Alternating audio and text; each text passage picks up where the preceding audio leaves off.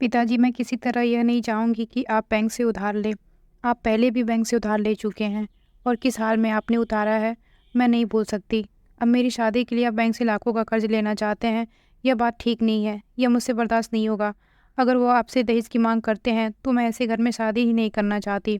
Master साहब ने यह सब सुना तो अपनी बेटी अमृता से कहा, बेटी, काश तुम मुझे अपनी जगह रख कर देखती। तब तुम्हें एहसास होता और इस बात का एहसास होता कि माँ-बाप अपने बच्चों के लिए कितनी चिंता करते हैं। दूल्हे की माँग ने जो माँग की है वो मेरी समझ में से ठीक नहीं है, लेकिन मेरे लिहाज से लड़का बहुत अच्छा है, ऐसा रिश्ता बार-बार नहीं मिलने वाला है। इस पर उसने अपने पिताजी से कहा कि पिताजी, मैं तो उस लड़के के बारे में जानती तक नहीं, जिसके साथ आप मेरे रिश्ते तय करने जा रहे हैं। इस पे मास्टर साहब मुस्कुराए और कहा, बेटी, क्या तुम्हें अपने बाप पे यकीन नहीं? मुझ पे भरोसा रखो, मैं कभी अपनी बेटी का बुरा नहीं चाहूँगा। सुनील के बारे में मैंने लोगों से मालूम किया है। वह एक बैंक में जॉब करता है, अच्छे लड़कों में उठता बैठता है, भगवान की भक्ति से जुड़ा है, कभी किसी से कोई लड़ाई झगड़ा नहीं किया है, उसका ट्रैक रिकॉर्ड बहुत अच्छा है। अमृता ने अपने पिता से कहा कि अगर वो इतना अच्छा है तो अपनी माँ को क्यों नहीं रोकता, क्यों नहीं कहता दहेज उनसे मत ले, बल्कि आप किसी चीज़ की डिमांड ना करें। उसका बाप अपनी बेटी को जैसे भी विदा करे वह हमें स्वीकार है। मास्टर साहब ने सर झुका के कहा कि बेटी, दहेज एक ऐसा अभिशाप बन चुका है जिससे हम पीछा नहीं छुड़ा सकते। अगर सारा समाज मिलकर इस अभिशाप के खिलाफ आवाज़ उठाए और हर इंसान इसका विरोध करे तो हो सकता है इसका खात्मा हो जाए। लेकिन कोई भी ऐसा नहीं करना चाहता। सुबह सुबह मास्टर साहब ज़रूरी कागजात लेकर बैंक की तरफ गए। उन्हें रिटायर हुए 2 साल का समय हो चुका था। जो भी फंड उन्हें मिला था वह सब मकान बनवाने और पत्नी के इलाज में ख़त्म हो चुका था। बीमारी इतनी ज़्यादा थी कि फ़ंड के अलावा उन्हें बैंक से 3 लाख का कर्ज लेना पड़ा था। मगर यह सारा किस्मत का खेल है। इतने सारे पैसे खर्च करने के बावजूद उनकी पत्नी ठीक ना हो पाई और इस दुनिया से चल बसी। मास्टर साहब अपनी पत्नी को बहुत प्यार करते थे। वो 2 साल के समय में काफ़ी बदल चुके थे। पहले तो वो अक्सर ही दोस्तों की पार्टी में जाया करते थे।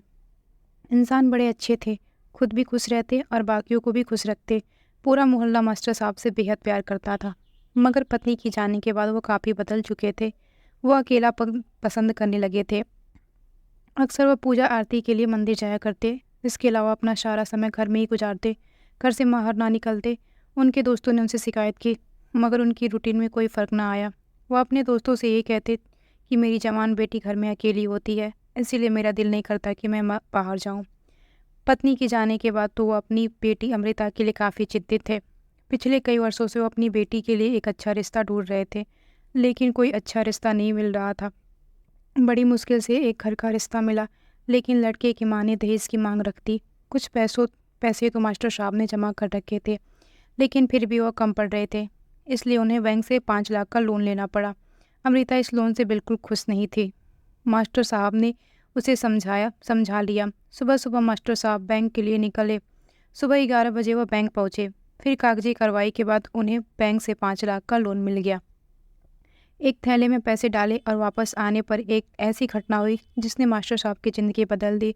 उन्हें इस बात की बिल्कुल उम्मीद नहीं थी। वीरान सड़क पे 2 मोटरसाइकिल सवार डाकुओं ने उनका पीछा किया और मास्टर साहब से पैसों का थैला लेकर भाग गए। वह ज़मीन पर बैठ गए। उनकी आंखों के सामने उनकी दुनिया अब लुट चुकी थी। इतना सारा पैसा अपनी ज़िंदगी में दोबारा नहीं जमा कर सकते थे। सड़क के किनारे मास्टर साहब को दिल का दौरा पड़ा और वहाँ के एक रिक्शे वाले ने जब सड़क के किनारे किसी की बेहोशी हालत में लेटे हुए देखा, उसे अपने रिक्शे में डाला और अस्पताल ले गया। रिक्शे वाले को नहीं पता था कि यह आदमी कौन है। उसे मास्टर साहब के मोबाइल में सेव नंबरों पर कॉल करना शुरू की और इस तरह अमृता को कॉल की गई। आपके पिताजी सरकारी अस्पताल में भर्ती हैं, इन्हें हार्ट अटैक आया है।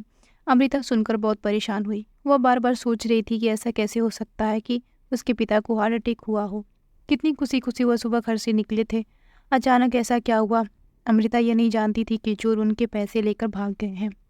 वह परेशानी की हालात में अस्पताल के अंदर गई तो रिक्शे वाले ने उसे बताया कि आपके पिताजी सड़क के किनारे बेहोशी की हालत में पड़े थे।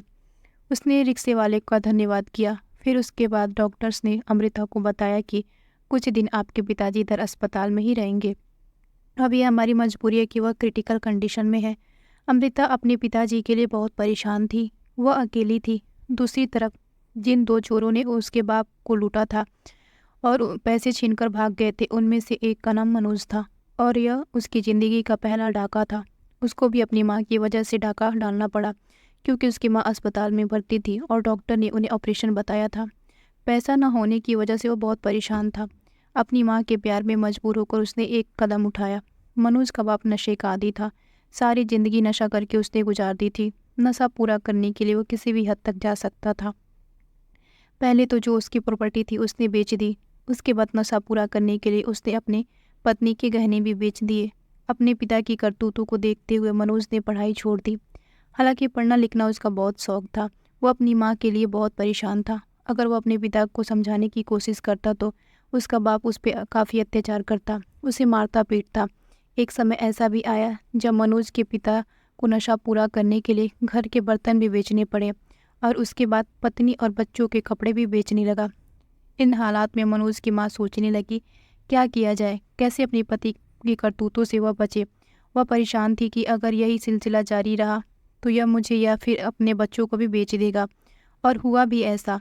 एक दिन एक आदमी ने बहुत सारे पैसे देने का वादा किया और साथ ही शर्त रखी, फला जगह पे अपनी पत्नी को लेके आ जाना। नशे की हालत में वो अपने रिश्ते नाते सब भूल चुका था। वो परेशान सा घर में दाखिल हुआ और अपनी पत्नी से कहने लगा कि तैयार हो जाओ, मेरे एक दोस्त की शादी है और हमने दोस्त की शादी में जाना है। यह सुनकर मनोज की माँ हैरान हुई और उसने साफ साफ इनकार कर दिया। मैं किसी हाल में आपके साथ नहीं जा सकती। मेरे जो भी कपड़े थे वे आपने बेच दिए हैं। मोहल्ले वाले और उसकी नज़रों में मुझे नंगा कर दिया।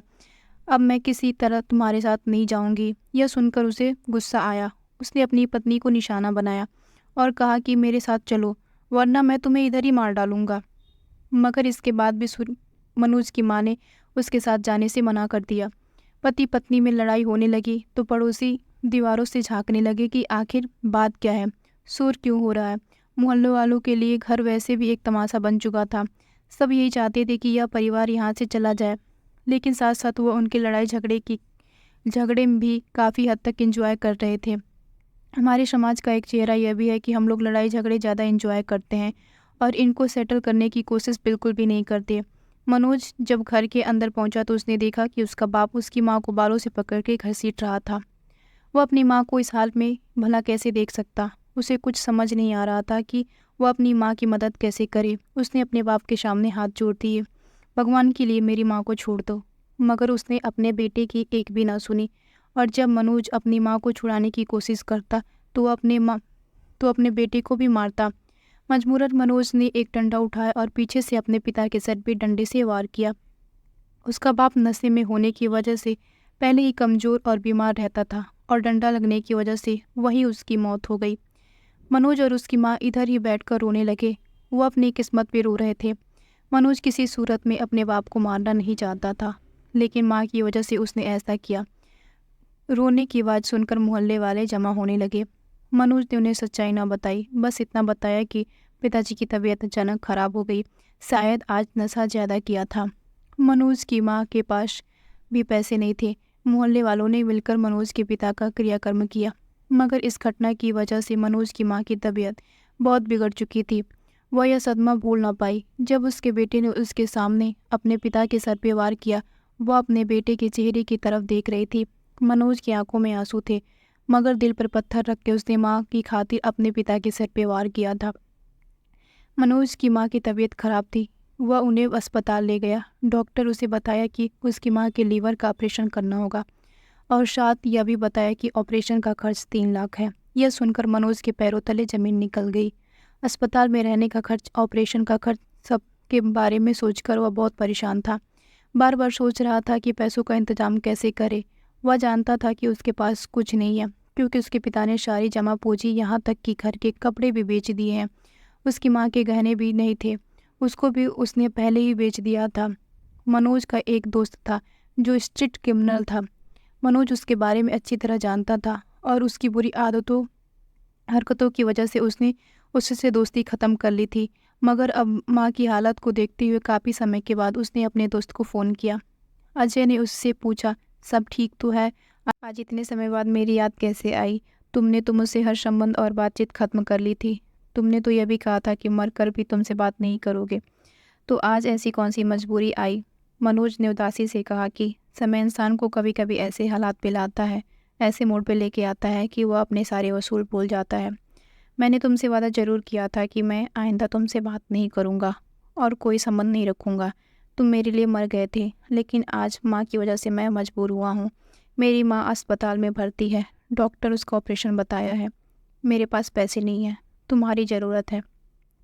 अगर हो सके तो मेरी मदद करो। अगर तुम्हारे पास पैसे हैं तो मुझे उधार दे दो, मैं जैसे तैसे करके तुम्हारे पैसे वापस लौटा दूँगा। अजय ने जब यह सब सुना तो मुस्कुराने लगा। कहा, कोई मैं बिजनेसमैन नहीं हूँ जो मेरे पास पैसे रखे हैं। मैं तो एक क्रिमिनल हूँ जो छोटे मोटे क्राइम करके या सड़क से लोगों के मोबाइल और पैसे छीनता हूँ, और तुम्हारी मदद करने के लिए मुझे कुछ ऐसा ही करना हो पड़ेगा। मनोज ने कहा कि जैसा भी करो, लेकिन 3 लाख मुझे चाहिए, 2 दिन के अंदर मुझे पैसे चाहिए। अजय ने कहा कि पैसों का बंदोबस्त हो सकता है, लेकिन तुम्हें भी मेहनत करनी पड़ेगी। मनोज ने उसे पूछा कि कैसी मेहनत? मनोज ने कहा कि इस क्राइम में तुम भी मेरा साथ दोगे। हमें बैंक के बाहर खड़ा होना पड़ेगा। बैंक से कोई ना कोई कस्टमर ज़रूर मिलेगा जिसके पास काफ़ी नकदी होगी। हमें बस अच्छे मौके पर ही ऐसे कस्टमर का इंतज़ार करना होगा। माँ की खातिर मनोज इस बात के लिए तैयार हो गया। वह दोनों बैंक के पास वाले होटल में चाय पीने के बहाने बैठ गए। वह इंतज़ार में थे कि कोई कस्टमर बैंक से बाहर आए और वह उसे पैसे छीनकर भाग जाए। काफ़ी देर वह होटल में बैठे रहे और उनकी नज़रें बैंक के दरवाजे पर थी। यह दोपहर का समय था जब उन्होंने देखा कि एक बूढ़ा इंसान पैसों का थैला लेकर बैंक से बाहर आ रहा है। यह मास्टर साहब थे जो अपनी बेटी के दहेज के लिए बैंक से लोन लेकर घर वापस आ रहे थे। उन्होंने एक बाइक पर मास्टर साहब का पीछा करना शुरू किया। वीरान सड़क के किनारे मास्टर साहब को रोका, फिर उनसे बैग लेकर भाग गए। फिर एक वीरान खंडर में जाकर उन्होंने बैंक खोला तो हैरान हुए, क्योंकि इसमें पूरे 5 लाख थे। मनोज ने 5 लाख में से 3 लाख निकाले और अपने दोस्त को शुक्रिया अदा करते हुए अस्पताल की तरफ भागा। उसने डॉक्टर को 3 लाख दी और कहा कि उसकी माँ का ऑपरेशन शुरू किया जाए। अभी मनोज अस्पताल में ही था कि उसने ऐसा दृश्य देखा कि उसे अपनी आंखों पर यकीन न आया। उसने देखा कि एक रिक्शे वाला मास्टर साहब को स्ट्रेचर पर लेकर आ रहा है। मास्टर साहब के चेहरे को अच्छी तरह वह पहचान रहा है। वह इस चेहरे को कैसे भूल सकता था? जब उसने मास्टर साहब से पैसे छीने थे तो मास्टर साहब रोने लगे थे। उनका रोता चेहरा देखकर उसके दिल में आया कि यह बैग उन्हें वापस कर दिया जाए, क्योंकि मनोज को वह आदमी बहुत मजबूर लग रहा था। मगर अचानक उसके दिल में ख्याल आया कि अगर मैंने यह बैग इसे वापस कर दिया तो मेरी माँ का क्या होगा। अचानक मास्टर साहब को अपनी आंखों के सामने इस हाल में देखकर उसे अफसोस होने लगा, मगर वह चाहते हुए भी मास्टर जी की मदद नहीं कर सकता था। थोड़ी देर बाद एक लड़की रोते हुए अस्पताल में आई तो रिक्शे वाले ने अमृता को बताया कि उसके पिताजी की तबीयत अचानक खराब हो गई थी। उन्हें हार्ट अटैक आया था, सड़क के किनारे बेहोशी की हालत में पड़े थे और मैं इन्हें अस्पताल ले आया।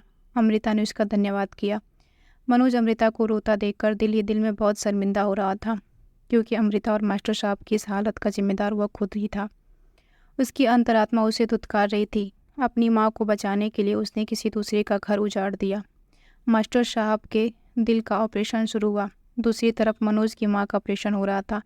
दोनों ऑपरेशन थिएटर के बाहर एक दूसरे के सामने बैठे थे। मनोज अमृता को जानता था, लेकिन वह नहीं जानती थी कि उसके सामने जो आदमी बैठा है उसके पिता की इस हालत का जिम्मेदार वही है, जिसकी वजह से उसका बाप जिंदगी और मौत के बीच जूझ रहा है।